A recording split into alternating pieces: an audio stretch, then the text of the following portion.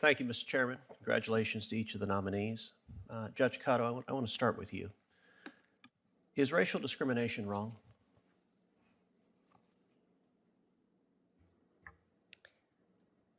Senator, our Constitution prohibits race discrimination, discrimination on the basis of race. Okay, let me ask again, is racial discrimination wrong?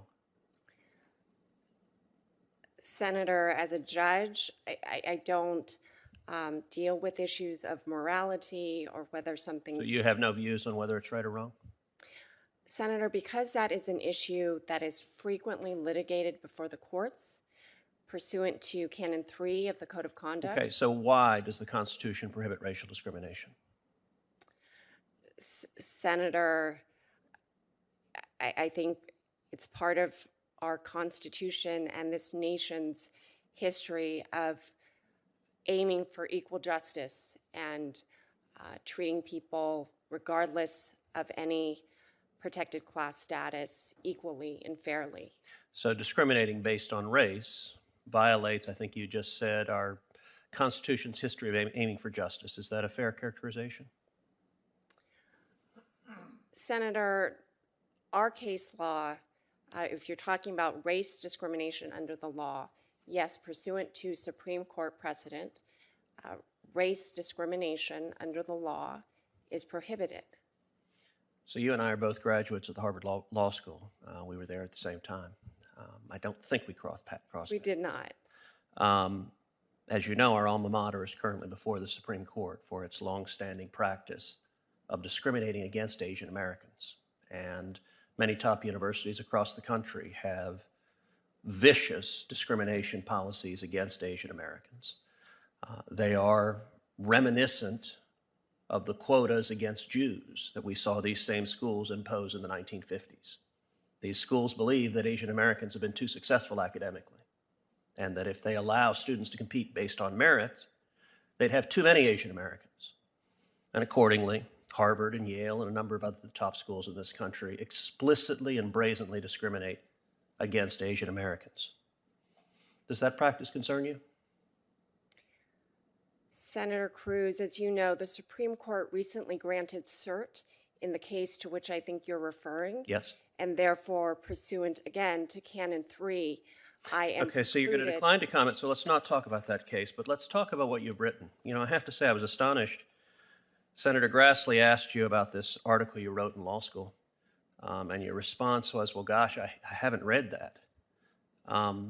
In my experience, when people are nominated to be a judge, they do some preparation.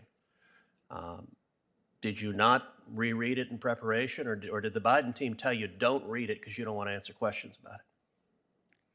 Senator, I read it, but again, the question that Senator Grassley... Okay, good. So you read it, so let's talk about it. I've read it sitting here, and I find it stunning. Look, there is a pattern of this administration nominating political activists and radicals to the bench, and they've done it for a year. And it's highly concerning. So I'm looking at what you wrote, your words. You described, quote, the Reagan presidency represented the pinnacle of the counteroffensive launched by the guardians of the status quo. In the face of institutional resistance, activist movements redirected their focus from liberation to survival. Do you believe there was a threat to the survival of Asian American groups under President Reagan? Senator Cruz, again, that was a law review, book review. I'm just asking if you agree with the sentiment. You wrote it. Senator, I don't recall. Do you agree with it now? What we were thinking. Do you agree with the sentiment now? Not what you were thinking then. I'm not asking your state of mind then. I'm saying, do you agree with the words you wrote? Senator, again, I don't know what our purpose... I don't want your purpose then. Today, as you listen to the words you wrote, do you agree with them, or do you think I was wrong? Senator, without the complete context... Okay, let's read a little bit more then.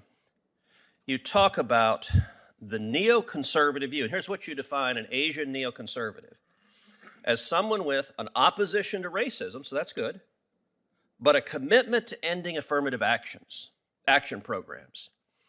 And you write, quote, the neoconservatives' narrow vision of success currently threatens to impose divisions within the Asian American community and among different ethnic groups.